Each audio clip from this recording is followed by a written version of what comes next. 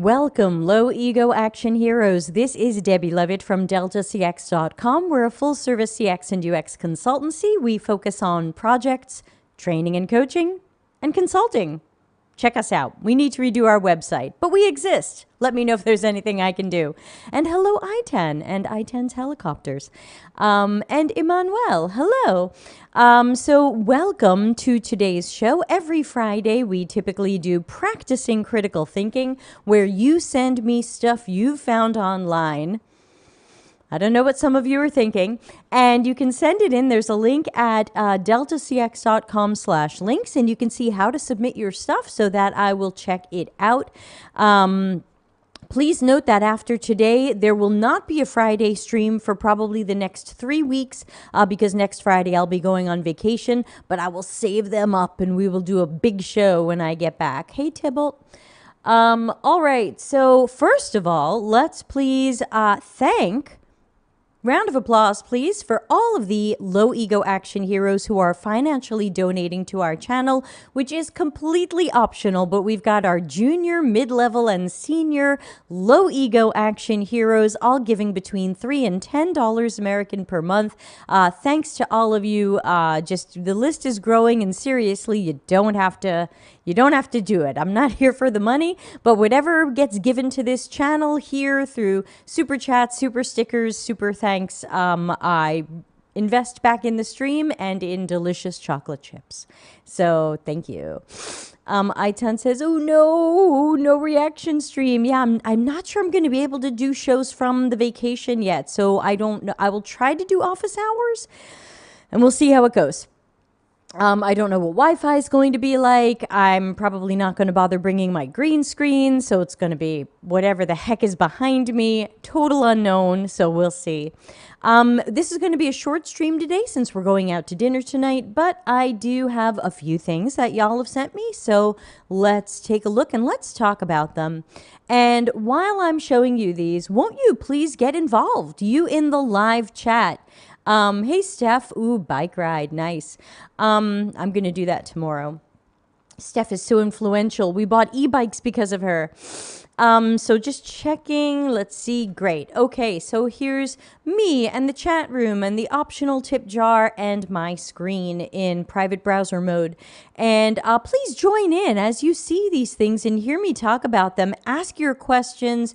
Ask your, Hayo says, enjoy your vaccination. I was vaccinated in February. This will hopefully be a vacation and not a vaccination, though both are important in their own ways. But thank you. Hey, Jamie R. Vacation, also good.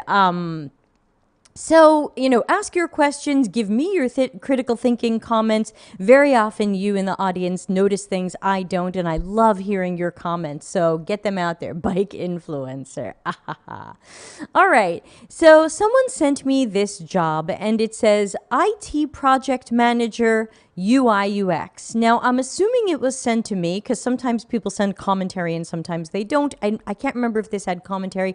I'm assuming this was sent to me because it says IT, it says project manager, it says UI UX, and of course a lot of us don't love the term UI UX, but I think if we can forgive that, I think if you take a look at this job, it's not as bad as you think, but it's not a UX job. It's a project manager job. So it looks like this company is looking for a project manager to help UX workers and UX teams with their planning and road mapping.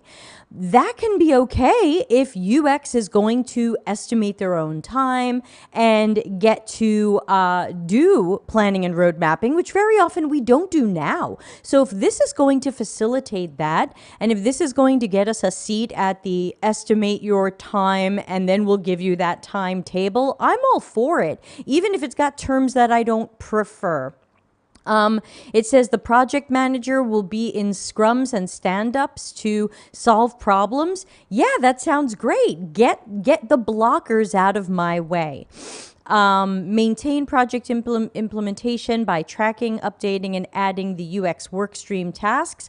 really, this doesn't sound that bad. But again, it's not a UX job, it's a project manager job. So if you are interested in project management and CRO, biotech, and life sciences, and you're good at Atlassian products, this could be for you.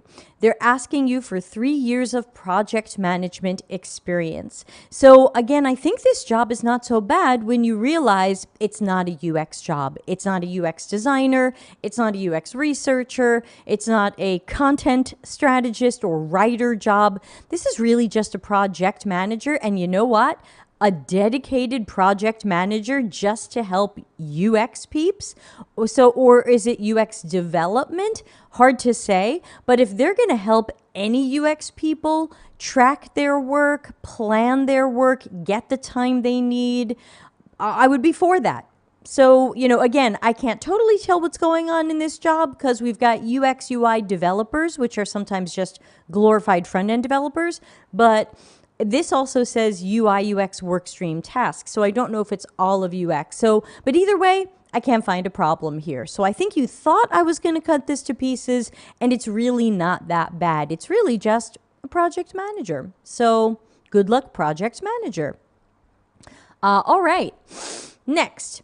This was someone I don't know. Nor says, I'm curious about your opinion. Is it good, okay, or bad to ask a team member about their personality type from the 16 personalities test, which is also known as Myers-Briggs, or I think it's also called MBTI. So as I continue reading this, I want everyone in the chat room to chime in and say, what do you think of Myers-Briggs and personality typologies being used in collaborating with your team or even interviewing people? Will it help you understand them better and improve communication, or is it a highway to stereotyping? What about this during the interview cycle? And this person pasted in some screenshots of something I saw on a website that tried to take each Myers-Briggs typology and kind of draw them, though not very diversely, and give them little names and say what a defining characteristic would be. Rainy Day says, is there anybody who's 100% themselves at work anyway? That is a good question. Is the version of you at work the same version of whatever your Myers-Briggs typology is, or do people have to adjust or accommodate or even mask or things like that, which again, I'm not for. Steph says, I saw that one, big nope. Yeah, Steph, you commented on it. Here you are. Even though I'm in a private browser, it shows me a few comments. Steph says, if you're referring to the MBTI, you might want to check the Wikipedia page or search for MBTI debunk. The test validity is highly criticized for many reasons in the psychology community. Not a good idea, in my opinion, to ask for those. If someone asked me to take or pass that test as part of recruitment, it'd be a red flag. Yeah. Jamie says, I think there were legal issues around personality testing employees in the interview process. I don't remember the ins and outs. Right. I don't know either.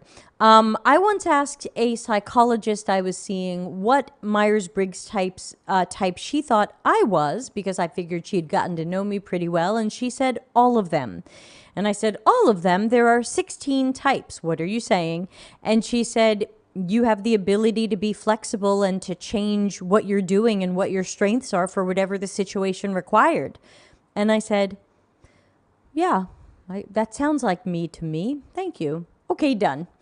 Carly Grace says, my personality type is INFJ, but besides it being entertaining to hear about others and their thoughts, it really doesn't give you much information and in no way should be used as a basis for making decisions, influencing how people work, or anything else just for fun. Sounds like you feel like it's a horoscope.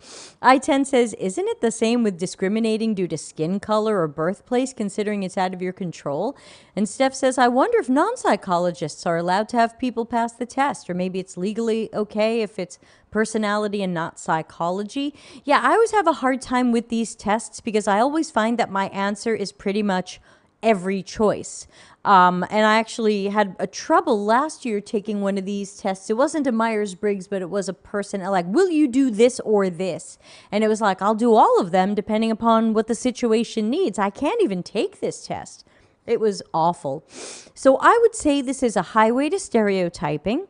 I would say you should not use it during the interview cycle, and I would not suggest using it during work at all. I've also seen variations of this where instead of Myers-Briggs, we're all going to take some personality test and learn what color we are. You're green, I'm blue. I don't even know what they are. I made that up.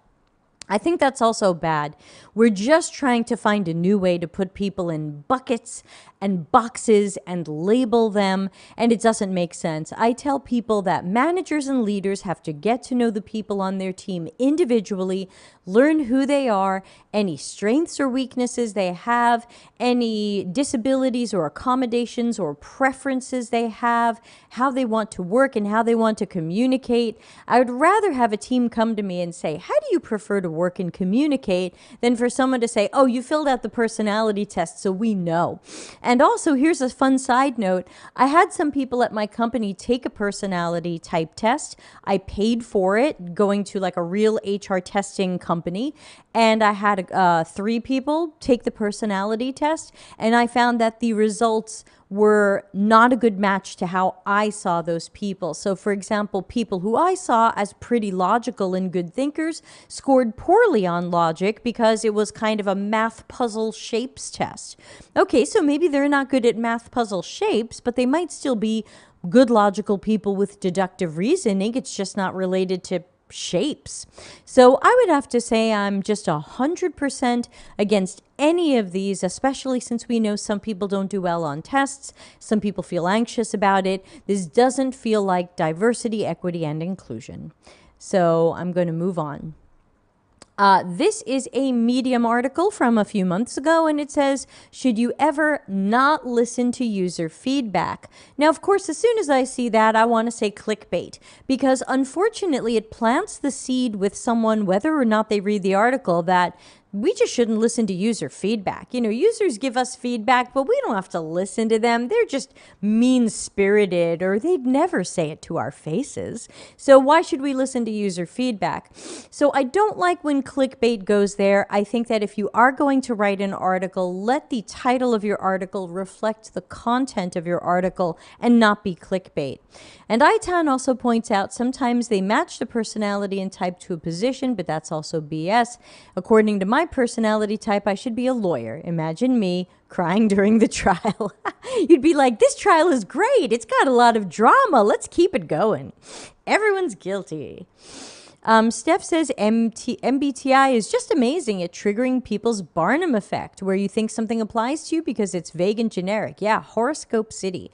So this article talks about the Betty Crocker thing, which we actually covered on this show a few weeks ago, that I don't remember which show it was. And basically we read a story that many years ago, Betty Crocker, which is a brand in America that makes cake mixes, where you just add water and an egg and you have a cake because it's a box of powder with everything already mixed together. That originally you didn't even have to add the egg, and there were problems with that because people felt like they really weren't making a cake. They were just taking a box and adding water, but then somehow they found that once they had to add the egg, it felt fresher. It felt like people were really doing something that was more theirs. So this person is saying, come on, Betty Crocker chocolate cake, good times. Yeah, look, cake in a box. You know, if you don't have a bakery near you, cake in a box can be okay. User feedback is always right? Well, yes and no. Again, clickbait, I'm really worried about what this teaches people who don't know where this author is going to go at this point. This author might end up making a good point, but along the way, will people start believing, well, user feedback's not always right, so we don't have to listen to it. I think we have to be careful with these kinds of messages because we can set other people up to start disbelieving user feedback that should be believed. So this is says user feedback is a valuable source of information. Okay, so it's not always right, but it's always a valuable source of information.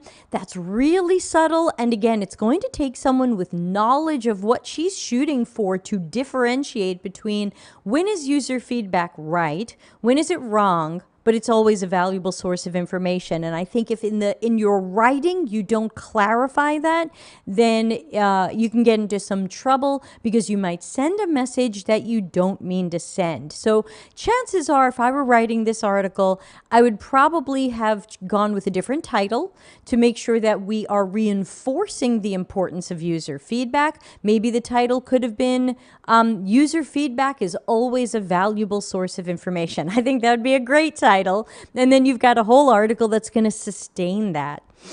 But if we're not careful, it can be a to-do list of features organized by who yelled the loudest and most often. Okay, that is a good point. But again, we could make the mistake of thinking user feedback isn't right. So she's saying here, it's not that the user feedback is right or wrong. It's that someone who's not thinking critically is just going to turn user feedback into a to-do list and not look further at what the problems are. So ultimately, look to customers to find problems, not solutions. Look at silent sources of insights. When to listen to feedback and when not to listen. Again, this is really tough. We should always be listening, but a qualified researcher will know what information to highlight and what information to deprioritize. So I would probably not use any phrases around not listening because we are always listening. It's just a matter of whether or not that particular piece of feedback is actionable or a priority or matches other things we're hearing. Steph says someone is the BA or the PM or PO depending upon the project.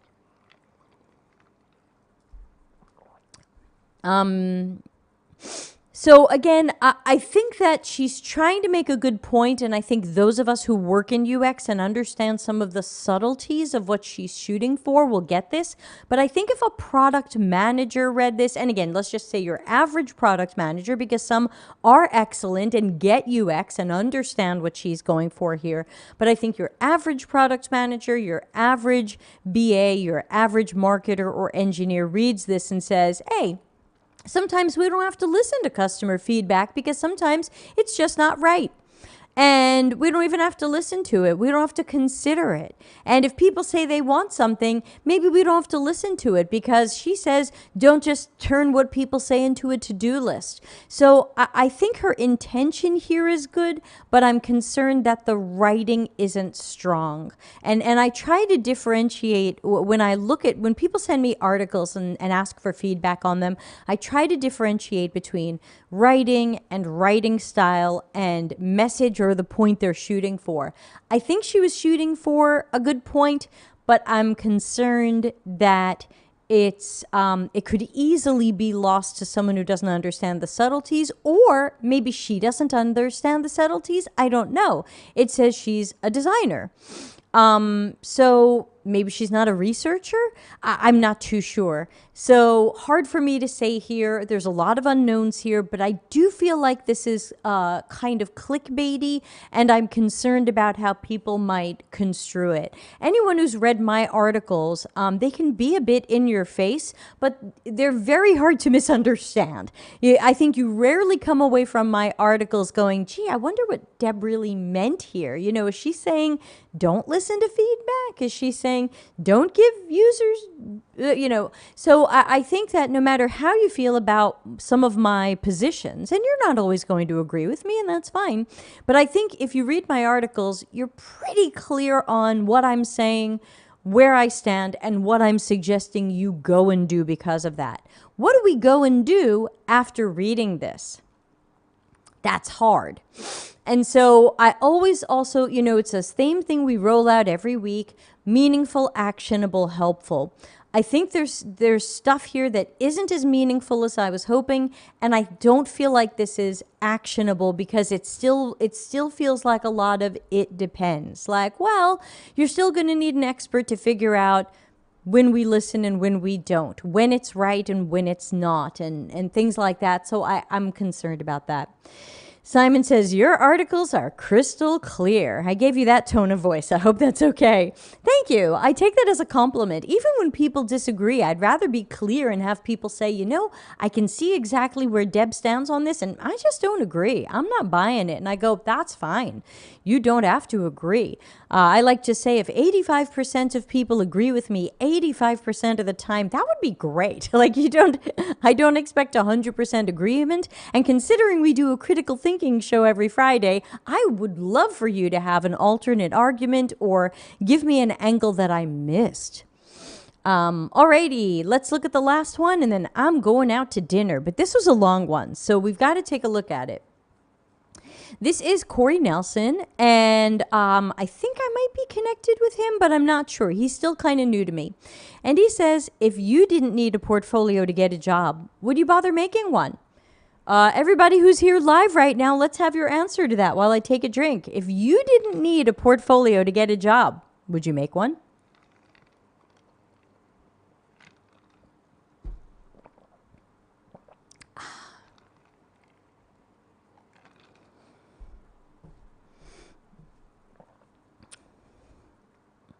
I'm waiting. Nope. Saving UX says nope. I assume Saving UX is Jeremy. Jeremy, is that you? And haven't had one since 2001. Well, I'm just going to joke that you're lazy. No, I'm kidding. Manuel says no, thank you. Jamie says portfolios are stressful. Saving UX says, yes, it's me, Jeremy. Okay, hey, Jeremy, good to see you. Hey, we got to have you on the show and have you do office hours. That too. Yeah, so ultimately, we wouldn't do portfolios if they didn't help us get a job. But the funny thing is, the whole point of a portfolio is to get a job. So it's like, would you eat food if you didn't need food to survive? Maybe not. Jeremy says, I don't require one for the people I hire either. Well, Jeremy, we know sometimes that can backfire. Carly Gray says, hard to honestly answer questions about the past and what I would have done. Just like we don't ask those types of questions in user research. Steph says, I don't really have a good one, but I still need an online presence for conferences, so maybe? Daniel says no. Yeah, and I've kind of changed mine over the years. Years ago, it was very much a traditional UX designer portfolio with my wireframes and my prototypes and my stories and all of that. But the last few years, I've been changing it to case studies, especially as I want to talk more about the work that my consultancy does or some of the consulting work I do. I realized that the traditional portfolio format doesn't really work because I can't show you lots of screens. First of all, it's all confidential. So the best I can do is just tell you a story about a project I did, knowing that a lot of it's confidential and knowing that I can't show you a lot of screenshots and things like that. I'm going to have to tell you a story.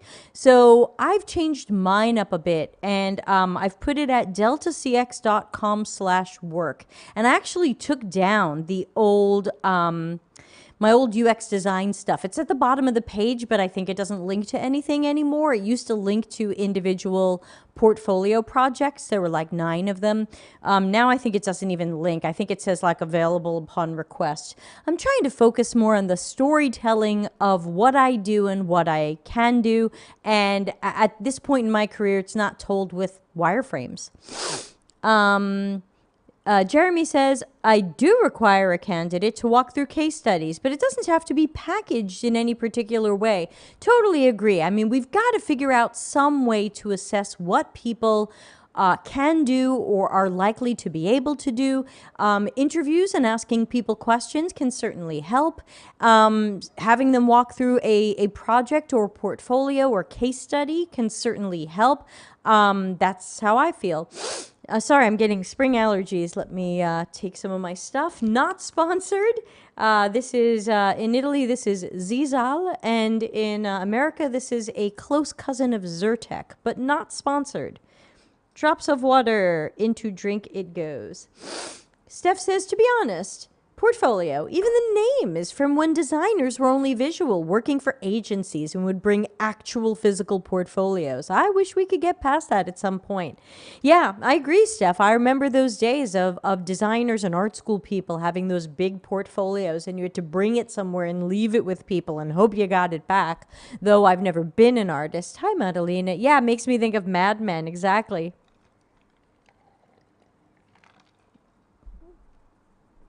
But let's not miss Corey's point, because Corey's point says your portfolio is not for you. It's for the people you're trying to convince to offer you a job. And I think that's the bottom line. There are a lot of things that we do to try to get a job, and a portfolio is one of them. Cover letters. Some people do them, some people don't. Your resume. You probably have one. I wouldn't make a resume if I didn't need it to apply for a job. So to me, you put your portfolio or your case studies or your PDF or whatever on the list of things that we do that aren't for us, that are no fun, that pretty much suck, but they're part of what we have to do to get a job. Jamie says, I think it works much better having a conversation about a case study. You guarantee some engagement and fish out the BS. Yeah, and I think just hearing people talk about their work tells you a lot about their approach and their decision making and their methods and their thinking. And Corey says, look at my crappy portfolio, but people think it's one of the best they've ever seen, and it's so well organized, and people call me because they love my portfolio. Again, if that's working for him, that's great. We don't even have to look at his portfolio. If it works for him, it's great. That's all it has to do. I tell people your portfolio or case studies, whatever you're doing, is speed dating. Someone might look at it for a minute or a few minutes, and they're just deciding, do I want to interview this person or not? You're not going to get the job from the portfolio. It is speed dating. Do I want to talk to this person or do I not want to talk to this person? That's it. That's all it has to be. The end. It just has to be something that I can glance at and say, looks like this person knows what they're doing. Let's talk to them. Or, looks like this person's kind of not job ready. If this isn't a job that offers a lot of training and coaching, I'm not sure they're ready for this. The end. Scene. Where's my prop?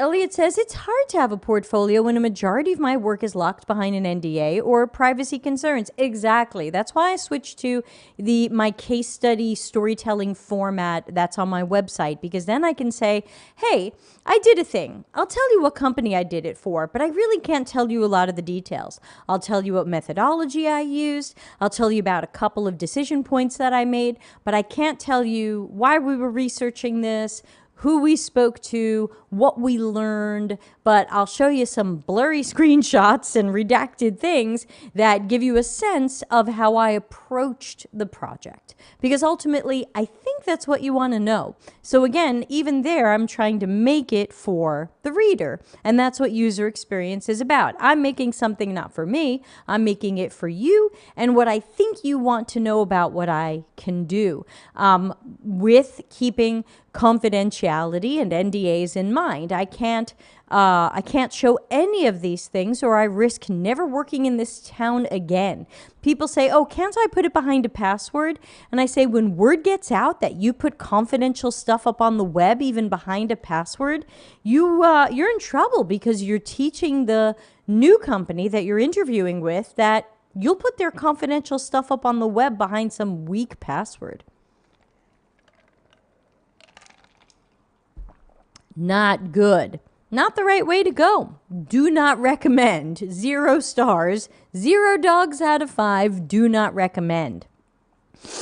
Excuse me, still sniffling from spring allergies. Oh, here's Anna. Getting a job is a process, not only in UX. That's right. So I think that covers the 4 things y'all sent in. Don't forget to please subscribe here. Tell friends about this channel. We are starting to grow fast because of your word of mouth. So thank you so much for that. Let's flip back to a giant picture of me. Hello.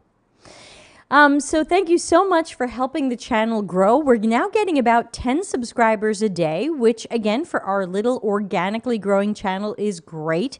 We're coming up on 5,000 subscribers. That's my next big goal, and then it'll be 10,000. But I bet you know 3 people, your coworkers, people who work for you, people you've gone to school with, your managers, people who might be interested in what we do here. Remember, Mondays is Think Out Loud, where I do research planning and design of fake projects to show you how to do that stuff. Tuesdays, office hours, Ask Me Anything, where I take your questions for an hour. Wednesdays, we usually do interviews or discuss articles. And of course, Friday is Critical Thinking, where we make fun of things.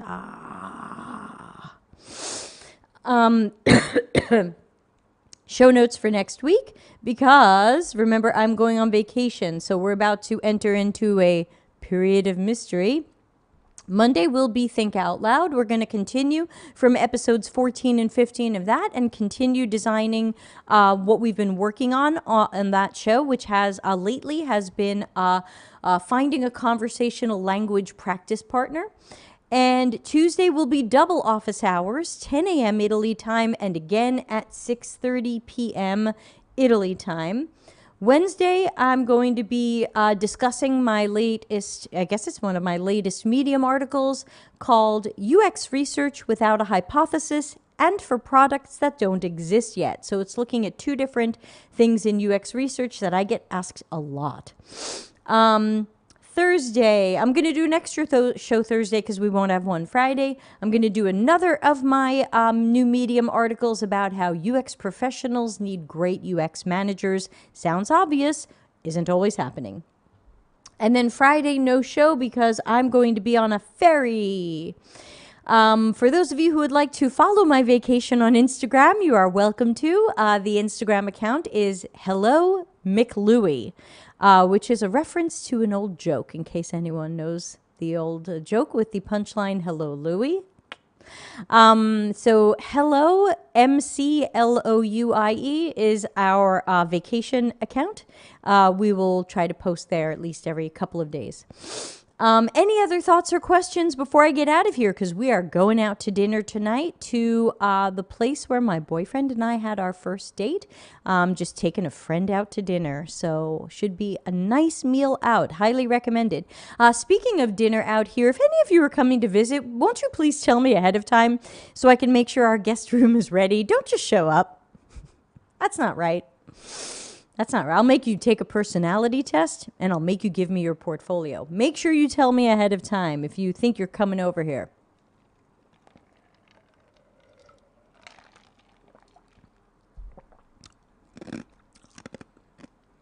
Alrighty. So, with that being said, I will see everybody Monday for Think Out Loud, episode 16. And I hope you'll all have a super weekend and be safe and healthy. And I guess I will catch y'all soon. Thanks to everyone who sent that stuff in. And I'll catch you next week. Bye. Customer centricity as business intelligence. Visit deltacx.com to learn why we are